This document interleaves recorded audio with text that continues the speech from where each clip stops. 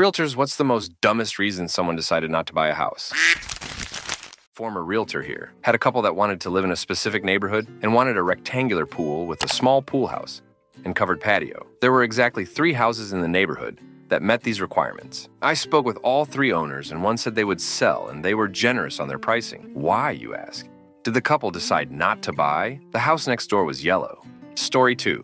I knew someone who didn't buy a house because it had too many closets. Other than that, they thought the house was perfect. After a moment of stunned silence, I suggested they buy the house and close some closet doors and just not use the closets.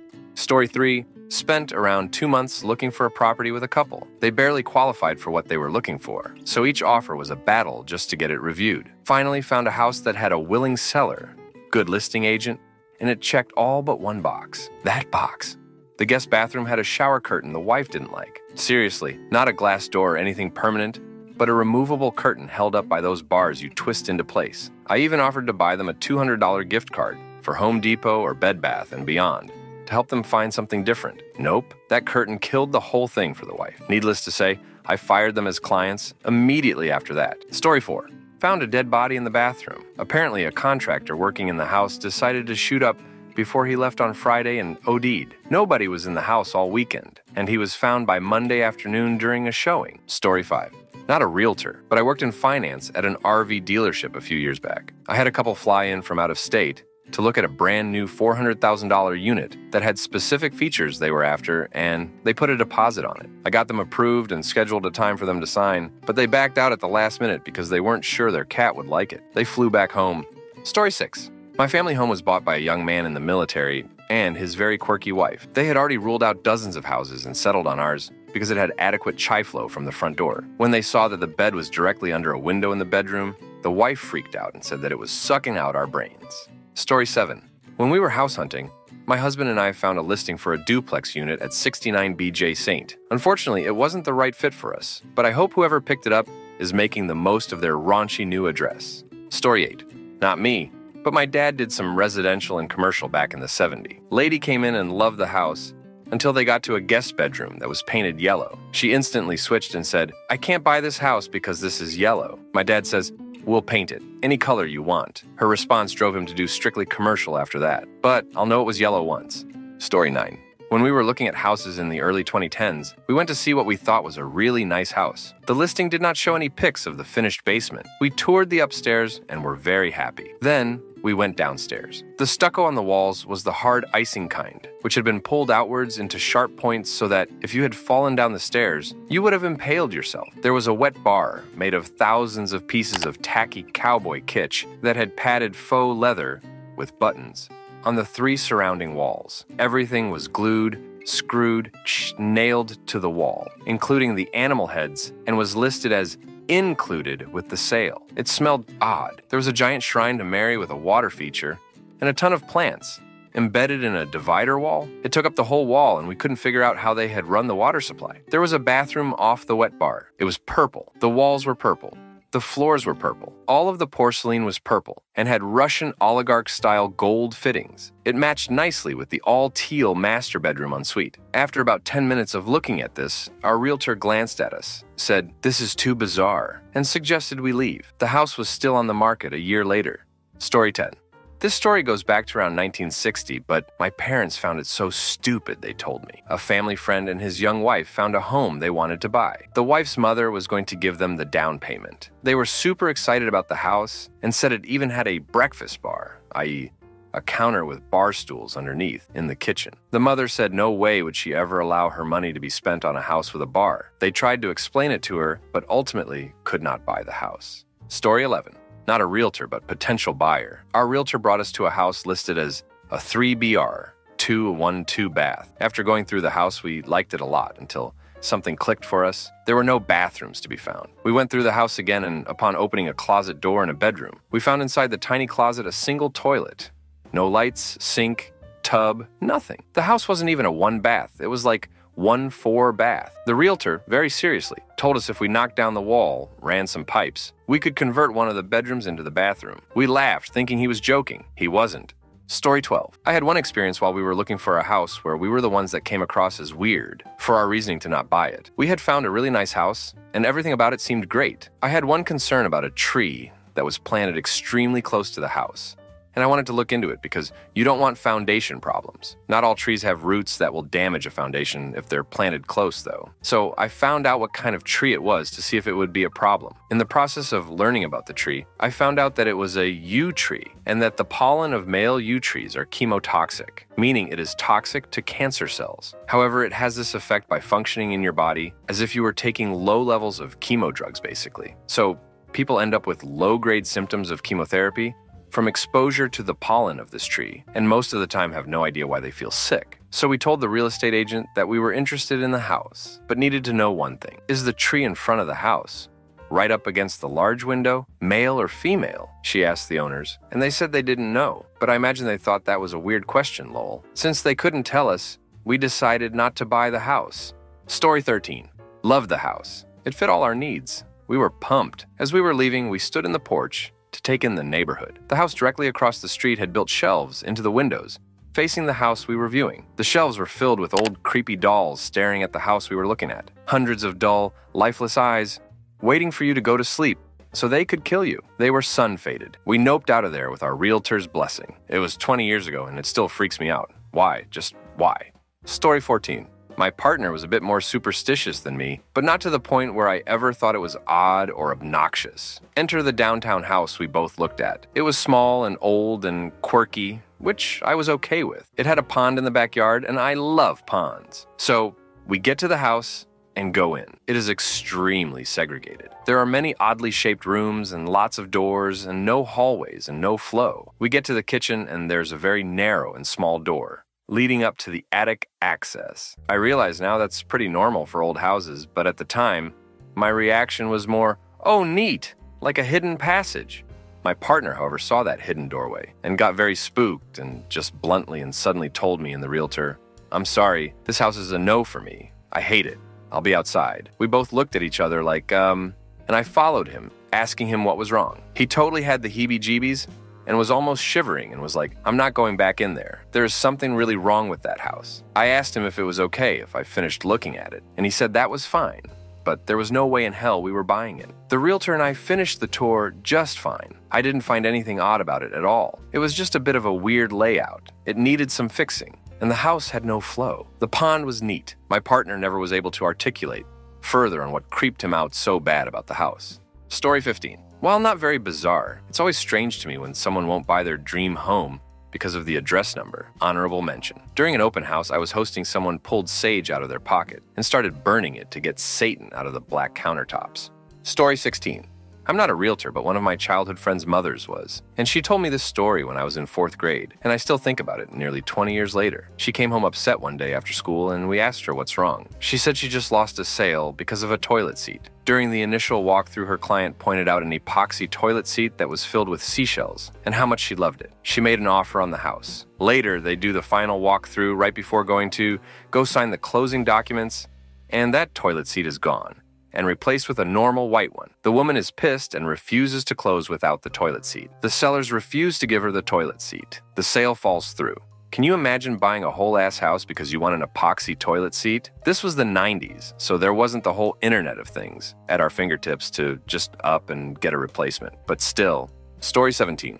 It gave serial killer vibes. Really nice from the outside, and the interior only need a little work. Within our price range, in a neighborhood we were already familiar with. Checked all boxes. There's a bonus room, like a storage room adjacent to the garage, our realtor told us. We walked through the house thinking this one might be it. We opened the door to the bonus room, and immediately, my wife gives me a look of both concern and discomfort. I too felt it, the same sensation. By all accounts, a normal-looking storage room with some empty shelves and racks to hang tools from. However, something about a random-ass portable, deep utility sink sitting in the back wall in the dark creeper us both out. We walk through the room and I don't say anything, but instead waiting for my wife to speak first. A few seconds later, she says, "Yep, some has killed and cut up a human body in here. I just know it. I don't like it. I'm not superstitious, and I could have easily explained how easily it would be to remodel and decorate the room, but I laughed and responded in agreement as I tried laughing it off so that the realtor didn't think we were crazy. It wasn't an urgent, intense feeling of, we're gonna die if we stay here, but rather a I rather not sleep in the same house. A murderer conducted his business. Very strange, irrational, and random for either of us to think that way. But we both did unprompted and essentially communicated and confirmed via body language our thoughts. P.S. Realtor did, in fact, think we were crazy and was tired of showing us an 8th house of the day. We had agreed to wrap up in defeat, but my wife begged him to show us one more, way out of our price range, and one that I wasn't wanting to look at it be. She insisted we take a look because it's so pretty on Zillow. He annoyingly agreed, as did I, but we liked it and moved money around and negotiated to make it work. Realtor has loved us since. We're too picky about insignificant things, but we've worked together on multiple projects. But he loves reminding us about the serial killer room, in which he sold a few weeks afterwards and explains that a happy, non-murdering family lives there now. Story 18. Walked into the house and noticed a crystal hanging from the ceiling. In the kitchen, there were more. Kind of strange, but okay. Went upstairs and all of a sudden, they were 10:15 in the hallway. Then we got to the basement. Room in the back corner. Opened the door and turned on the light. Hell's bells, that is, when it went to a 10. It was a dungeon. We backed out, looked at the realtor, and she said it before we did. We are never talking about this. Story 19. Sort of related. My wife and I looked at buying a house and the owner said that the 12 chickens in the garden coop came with the property. I laughed and said, fine, we'll just eat roast chicken for the first 12 weeks we live here. They refused to sell the house to us. Story 20. We actually did end up buying this house, but might have passed had we paid enough attention. My husband and I live in a HCOL, an extremely in-demand area, and needed a larger house really badly after having our first kid. I found one that just went on the market in a neighborhood that we had previously driven through and liked. Husband had COVID, so I toured it alone and texted him to just put in an offer, so he did. We were in contention with like 10 other people the day the house went on the market, but I wrote a great letter to the current owners and we got it. Fast forward to moving in and we realized that the 2-car garage is too short to realistically park a car in. I can squeeze my Honda CR-V in, but it's nose-touching wall and ass-touching door. Once we realized this, we finally noticed that every single house in the neighborhood has their cars parked in the driveway. I looked at the house during the workday, so cars weren't in the driveways. And honestly, I probably wouldn't have noticed anyway, because why would anyone see cars in driveways and assume that meant that every single garage was too short to functionally store a car? Story 21.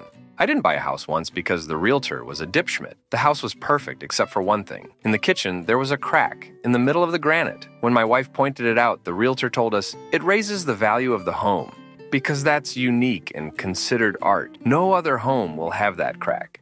And he did not say it in a joking manner. For that dumbass statement, we left and didn't buy the home. Story 22. Just a note, House Hunters is totally fiction. They shoot after a house is purchased, and the other 2 are houses that happen to be for sale that match the area. I am selling an unconventional home, and my realtor was approached to see if they could use my home in the show. I declined because all they would do is point out why not to buy my house. My realtor said she's had clients do this before, and they're always upset as it paints a house you're trying to sell in a poor light, and you don't get any money for it.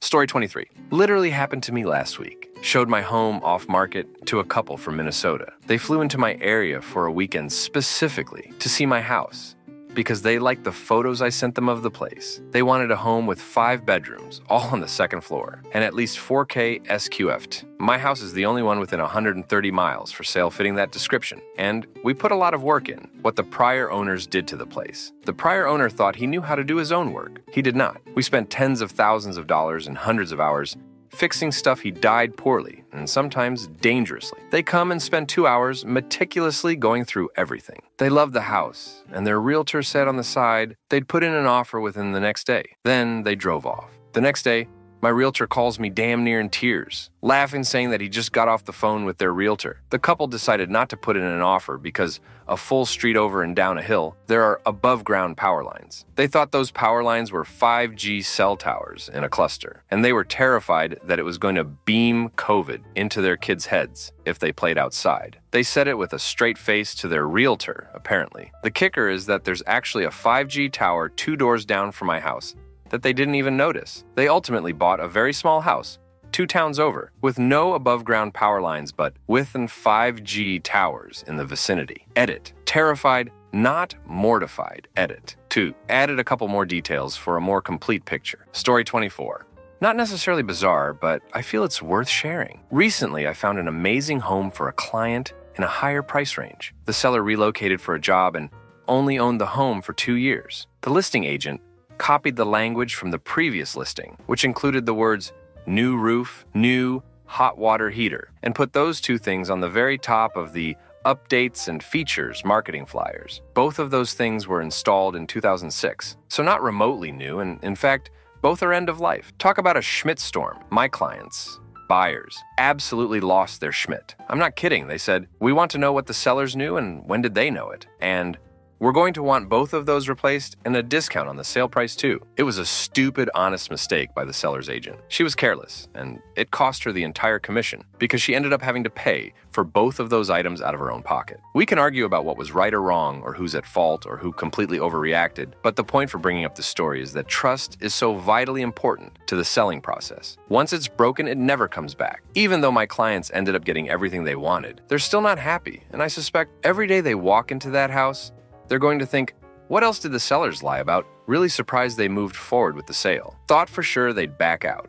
Story 25. Buyer, not realtor, but trying to buy a house with a small budget was not fun. Even 6 years ago, there was one house we knew would be bad because there were no interior photos. We were still not prepared. There was feces smeared in the living room. The ceiling was literally falling down in several places, and the den had no floor, just joists to go with the collapsing ceiling. The bathroom was covered in what I really hope was black mold. Basically, if you let your mind run wild about what a house abandoned probably 20 years in the ghetto would look like, that was it. It was actually kind of sad because through the rot and ruin, we could tell it had been a gorgeous house once upon a time. It was also up near the top of our budget. They wanted $73,000 for it. Then, there was the house that had a bizarrely short stove and vent hood. My best friend is 5'4", and he stood taller than this hood. It wasn't low enough to the ground for a little person either, just really awkwardly sized. Nothing about the house was wheelchair accessible, so it wasn't that either. But the reason we had to nope out of there was the mold. We were all short of breath after only about 10 minutes. Coincidentally, we ended up buying a house very close to that one, so I've been able to watch it be flipped again and again. Someone was living in it a short while, but they left, and I'm positive it was because of mold. Last I saw, the newish siding was being pulled off the house, and they were doing something underneath it. Somewhat hilariously, 3 out of the 4 houses on that intersection are in the process of being flipped. One they're asking like $354K for, another was just taken off the market after the price was lowered incrementally from $190K to $160K. The 4th is also empty, but it doesn't seem to be an investment property yet. But the one that really fits here, okay, understand for one, they lied about the number of bedrooms. We were told 3. There were 2, and you had to turn sideways to go between the utility shed and house into the backyard, which was tiny, but that's not what made me take it off the list. There were churches front and back. Literally, a church across the street in the front and another on the other side of the backyard. One Baptist, one Seventh-day Adventist, if memory serves. Not exactly denominations known for being quiet and leaving early on Sundays. We'd have been penned in by traffic at least once a week. Story 26.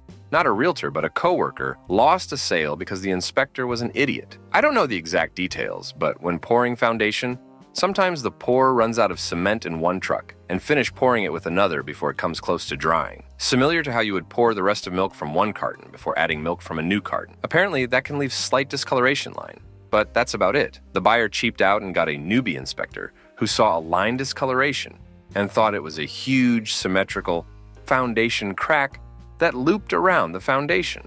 The buyer's real estate agent basically went WTF, told him to find an experienced inspector. She herself hired an experienced inspector who came in and explained the exact situation to her client. But the client, understandably so, got spooked and walked away. Coworker sold it a month later at the same price to another buyer who had a qualified inspector. So it was more annoyance than anything else. But don't cheap out on the inspector. They're important.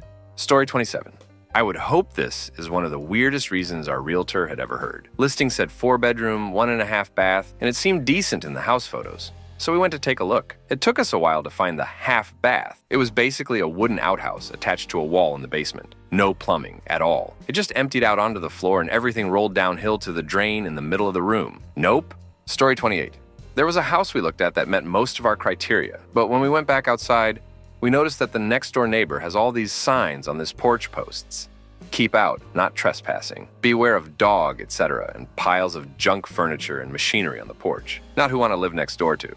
Story 29. My elderly parents were looking to buy a house in the city where I live. One house met all of their criteria, and the furnishings inside even matched the furniture in their own home. Unfortunately, they were concerned that the arrangement of the kitchen would make it difficult for someone in the living room to hear the TV if someone in the kitchen was running the garbage disposal. I don't think they really wanted to move. Story 30.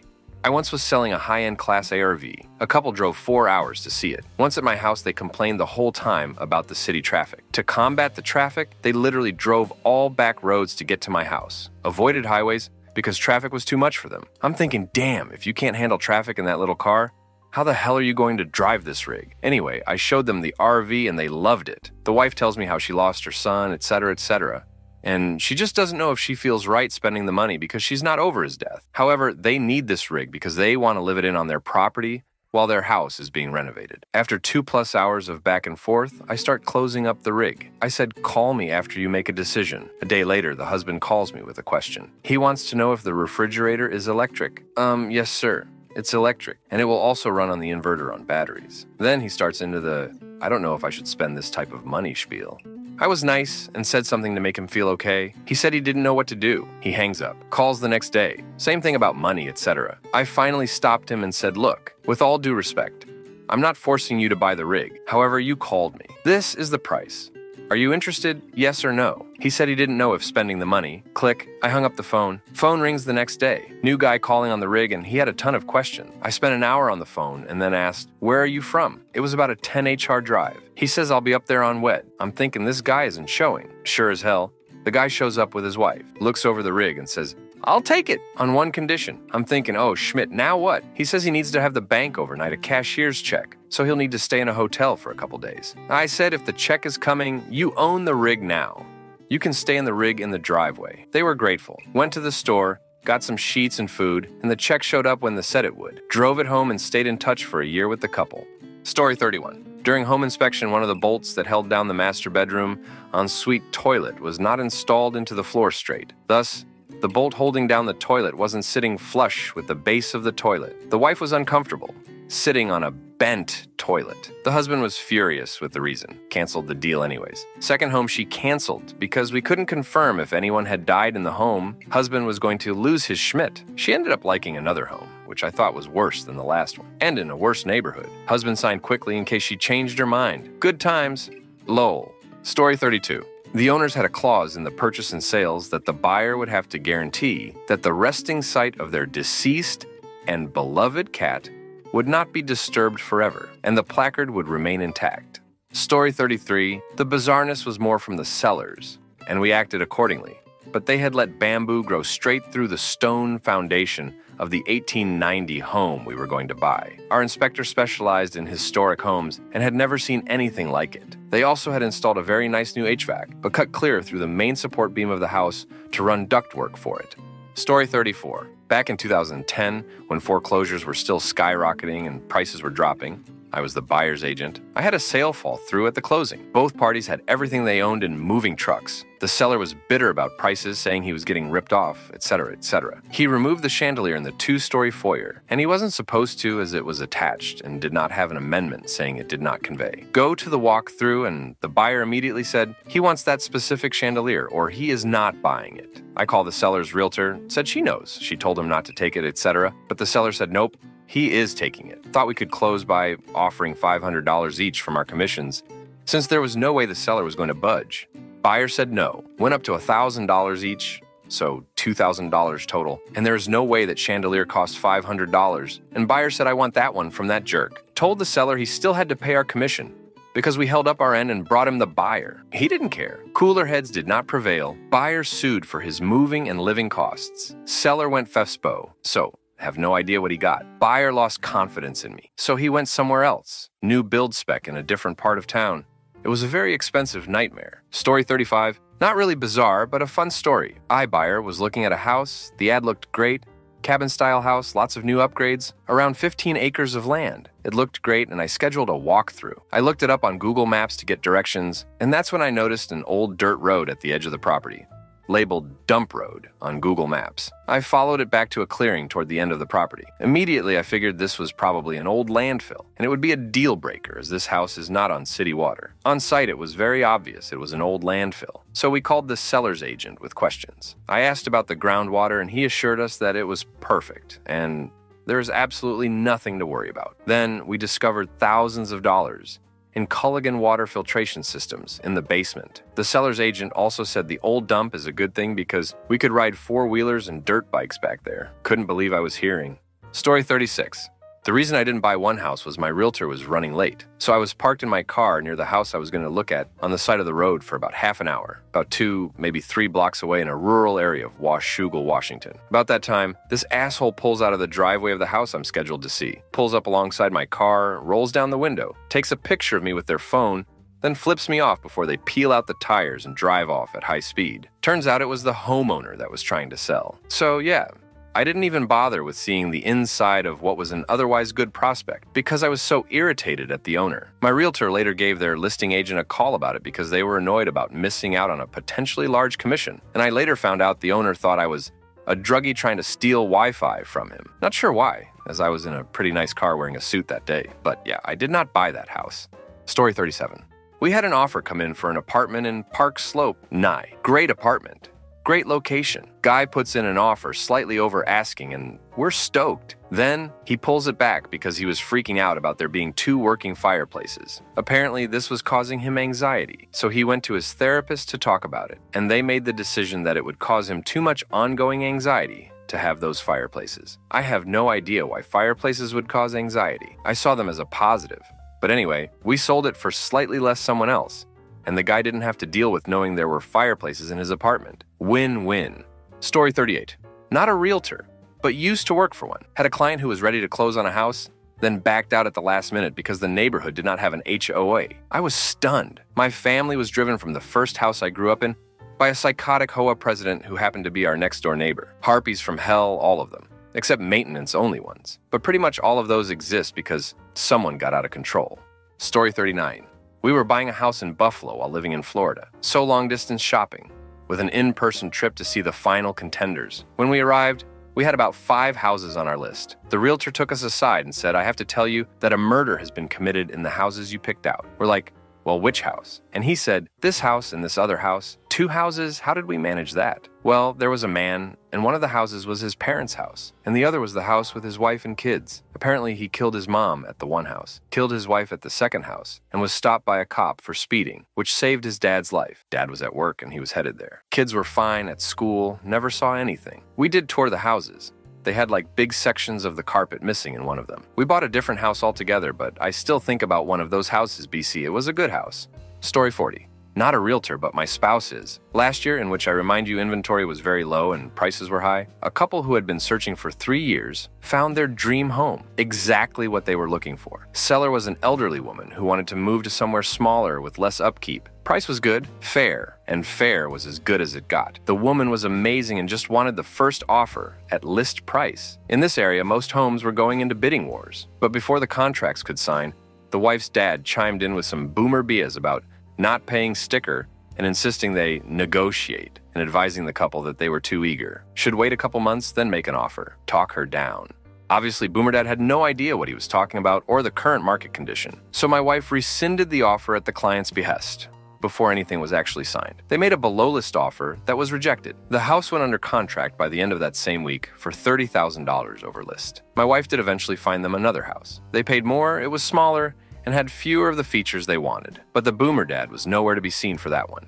Story 41. How about our bizarre reason for buying a house? We were looking in the Bay Area and our 5-year-old son fell in love with one house because the people selling it had 2 little boys about his age. Our son thought it meant he would get 2 brothers. The people were so charmed by his misunderstanding that they decided we would make good owners. Their children actually left our son their outgrown toys to have something to remember them by. In the hot competitive housing market at the time, it really worked out well. Story 42.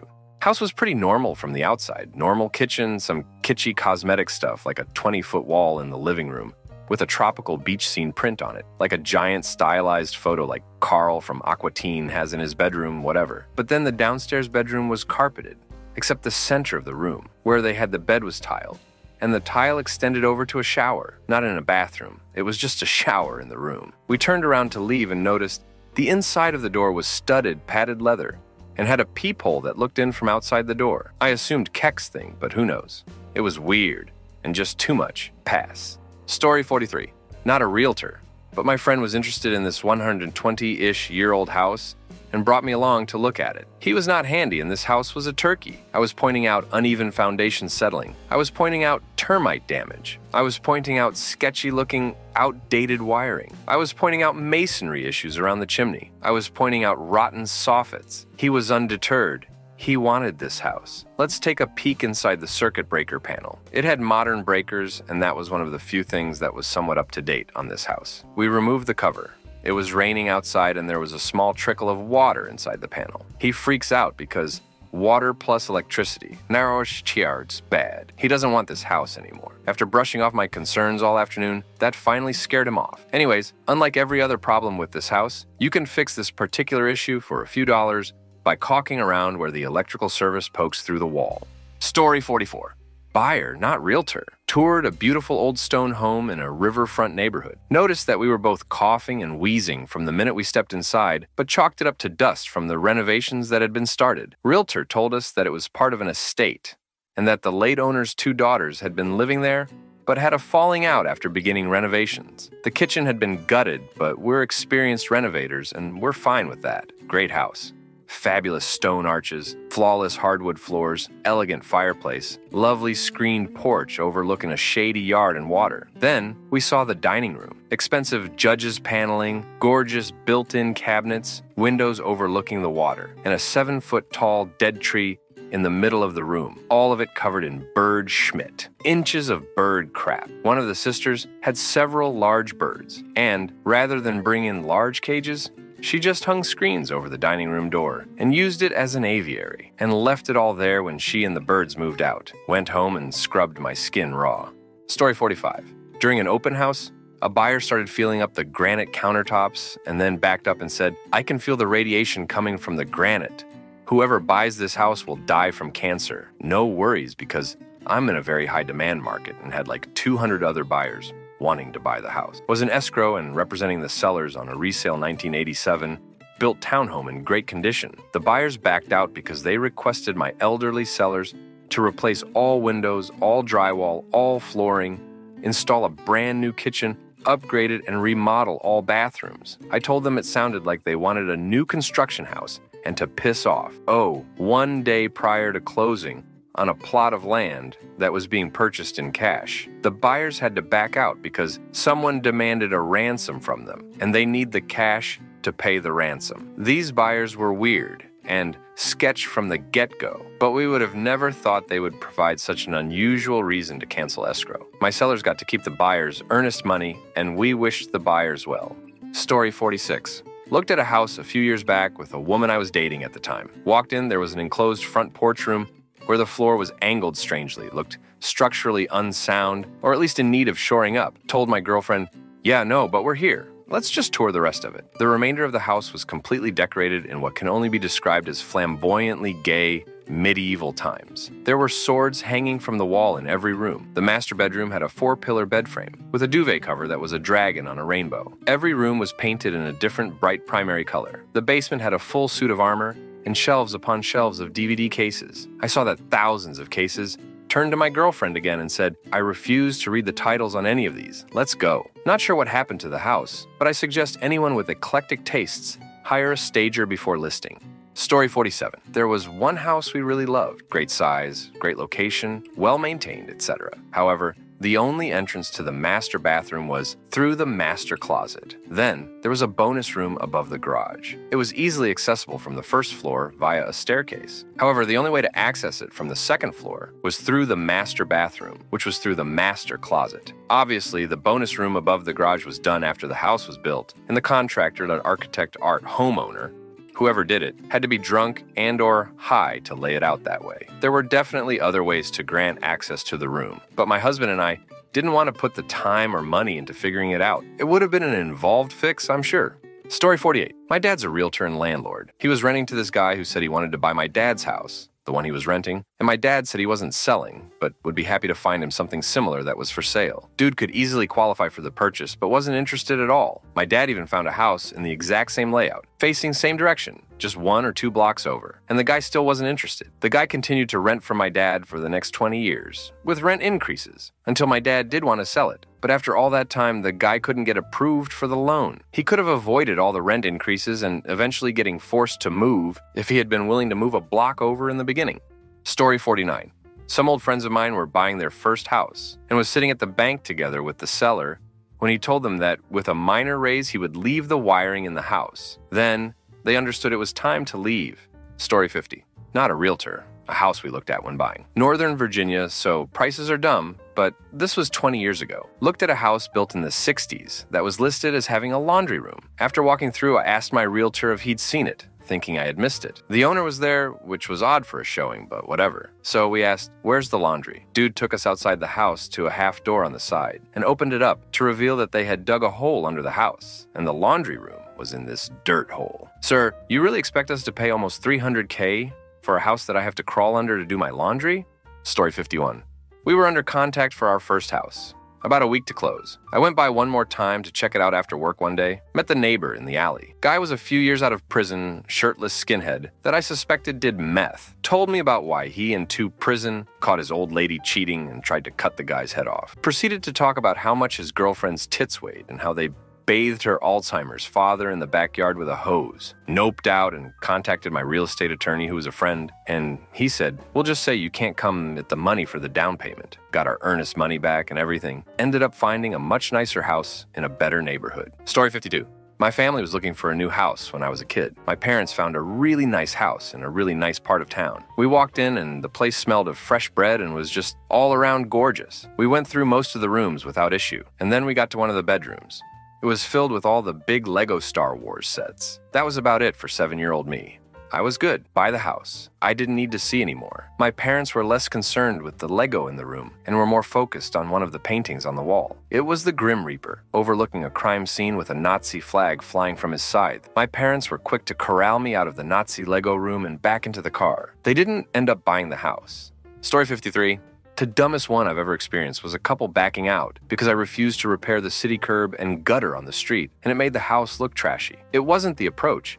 It was about 10 a.m. from the mailbox, where it looked as if someone parking on the street had continuously ran onto it or into it over the course of many years. Story 54. One bedroom smelled like cat piss, like bad, overpowering, awful cat piss. It was clearly the cat's room. There were beds and one of those tree things, litter boxes, but this wasn't a haven't cleaned the litter box in a few days. It was the cat's piss all over the place, and we do nothing about it. Another one, we actually liked the house, but the people were in the house while we were touring it, just sitting and watching TV. We also think it was a family that took in foster kids, but the kind that take the kids in just for the money. There were a lot of beds in the rooms, mattresses on the floor, a lot of trash everywhere. Like, maybe walk through with a trash bag before showing the house. Someone bought it to flip and did an okay job on it. Story 55. Not a realtor, but when I was trying to sell my condo, someone found out I had cats and didn't want to buy. For that reason alone, there was no carpet. They had no allergies. They just didn't like cats. The cats were coming with me when I moved, and they didn't open up a portal to hell in the living room floor or anything. Story 56. We toured the whole house. She actually loved it. She was talking about all the updates she was going to make, how she was going to paint, how she was going to decorate, etc. The last room we came to was a full guest bathroom. It was admittedly not nice. It was poorly lit and had no windows, and it was strangely less well kept than the rest of the house. Well, my client freaked out and immediately ran outside. She said she could feel that someone definitely died in that bathroom and they didn't want her to be there. It went from a 99% yes to an absolute no way, not happening. Not in a million years. We ultimately found her a very nice house with no spookies in it. Story 57. Not a realtor, but had escaped to the country on in the background about a decade ago. Never forgot the lady they had and could not get past the fact the current owner had a dining table in the middle of the kitchen. The presenter kindly said she didn't have to have her dining table there, but she couldn't get past it. Her talk to the camera after finishing the viewing was about hating the table in the kitchen, and it was brought up again to the presenter at the end as her reason for rejecting the house. Story 58. We have dogs. When selling our home, the buyers, during the inspection phase, exercised their right to withdraw the offer because our dogs schmitt in the yard. Not that there was any schmitt in the backyard, as I do the old poop and scoop, but their reasoning was, you can't get all the poop out of the grass. Story 59. Not a realtor, but we looked at one place that had to have been a swingers club in some life. The bar was bigger than the kitchen. The owner's bath had a 5'7" jetted tub and a vanity that would have been amazing to do coke off of in the 70s. The primary bedroom was smaller than the bathroom. All of the other bedrooms were up a bewilderingly steep staircase. Only one out of the 4 of them had windows. There was a long, dim, windowless hallway connecting the bedrooms to the office, which was clearly added in the 90s. And had a bathroom that would rival something found at a failing truck stop. There was a finished basement too, but our realtor didn't have a key. Story 60. When we were looking at houses, I rejected quite a few because they were facing the wrong direction, north. To be fair, I live at a high latitude, and living 3/4 of my life without sun coming in my windows was a no-go. Story 61. The house appraised. This is generally the outcome you want. It means the bank will loan you the amount for the home. If a home under appraisers from the price you offered, you have to cover the difference out of pocket to the seller. They were really hoping it would underappraise so they could renegotiate a lower price. When it didn't underappraise, they asked for $50K in repairs and credits, knowing the seller would say no, allowing them to break contract and walk away. Story 62. Not a realtor, but a child of a realtor. I called my mom just for this post El Mayo. My mom once had clients who had their bid accepted on a house. After very tense negotiations, they decided not to buy the house because once their offer was accepted, they felt like it was too easy to get the house. So there must be something wrong with it. They were shocked when their other bids weren't accepted and ultimately decided to stop looking for a house. Story 63. Not a realtor, but one place we looked at when buying had a dead cat. The former owners had moved away and abandoned their pets. There was a big bag of empty cat food and a dead black and white cat. Absolutely sickening to see. Couldn't get it out of my mind. There were other things too, but that did it. Story 64. In the late 80s, my family was house hunting up in Buffalo. One house we looked at was rejected for other, more substantial reasons. I think it had mold or something like that. But it also had this weird, locked door in the wall between 2 floors. In other words, say there were 12 steps straight up, no landings. From about the 4th to the 5th step, there was a random, useless door where most people would hang pictures or wall hanging, kind of like something Sarah Winchester would have put in her house. I think my mom might have tried to nope out of that house, even if there hadn't been anything else wrong with it. Story 65. We once looked at a 3-bedroom house, but only saw 2 bedrooms. Our realtor called the listing agent, and in the course of the conversation, she said, "In the closet? You're kidding." Nope. You go into the closet in the main bedroom, turn to your left, and there was a handle on the baseboard. You lifted the handle. The whole side wall of the closet lifted up with counterweights, and there was a stairway behind the wall leading up to another bedroom. It was years ago, but we still occasionally mention the house with a bedroom in the closet. Story 66. When my wife and I were looking for our first house in 2012, we both thought it would be odd to buy a house from a couple going through a divorce, and did not look at those houses. When we bought our second house in 2021, the only houses on the market were couples divorcing. Story 67. Not a realtor, but had something bizarre happen while shopping for houses. Realtor took us to this nice-looking family home. Looked nice on the outside, seemed great. And then we stepped in to look inside, and there was a strange-looking guy there. Greeted us pleasantly, didn't seem bothered, but he looked homeless and was cooking a can of beans on the stove in the can, so we got wary and decided to leave quickly. Realtor called up the owners a bit later on to let them know a squatter had moved in, and they replied, "Oh no, that's just a friend of ours." Story 68. They brought in an astral advisor and she didn't like the auras and claimed there were difficult spirits in the house, although it probably didn't help. I had an altar to Baphomet with a fresh blood sacrifice in the dining room. It was a poor excuse to get out of a conditional sale. Story 69. Our realtor took us to a house that checked all the boxes on paper. There were no pictures of the inside as it just hit the market. Layout and amenities. This house was ideal, but it hadn't been updated since the 70s or 60s. Pink tile bathrooms with pink toilets and baths, a green kitchen. The master was a newer addition, but they just built it on wooden stilts with no foundation. It was 20 degrees colder, and imagine it would be a sauna during the summer.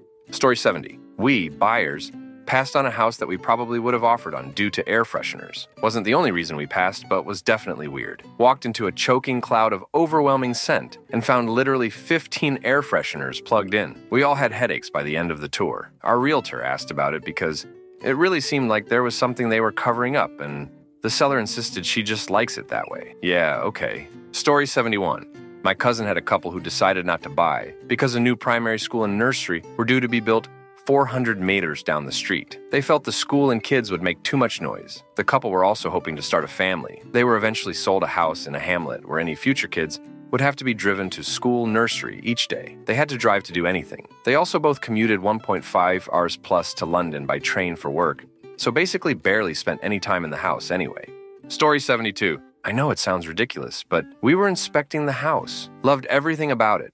We were both thinking about what we could do to make it ours within the boundaries of a heritage-listed house, Australia. But then we walked into one of the bedrooms, walked straight out, kept going through the front door, and said we could never live there. We both got a terrible vibe. Story 73. Found a nice house in a nice neighborhood corner lot. No neighbors on one side and no neighbors in the back. When we went to see it, the backyard backed up to a cemetery and the gravestones were about 30-40 yards away. Wife was like, "Nope, I'm not drinking my coffee in the morning or wine in the evening looking at gravestones." Story 74. Not quite a direct answer to the question, but an odd one that's on a similar theme. When viewing a house and being given a tour by the realtor who had scheduled the visitation, we walked in on two people who were still active in their bedroom. Needless to say, we left fairly quickly. We find out later that they were renters who were not supportive of their landlord selling the house they were renting. Story 75. The buyer of one of my listings heard neighbors gossip that there has been a death in the house. The owner had in fact passed peacefully in a hospital, demanded a $70,000 credit to make up for it. View TAF. We went back onto the market shortly after. Story 76. Not a house, but an RV. We were looking at it and I was opening cabinets looking for signs of water damage. In one of the cabinets, there was some literature for a Lazy Boy recliner. Looking around for it, I asked the lady showing us the RV, "Where's the Lazy Boy?" Her reply, "He's inside watching TV." Story 77. I decided not to buy a townhouse because the next door neighbor had multiple parrots on her back porch that started talking to me.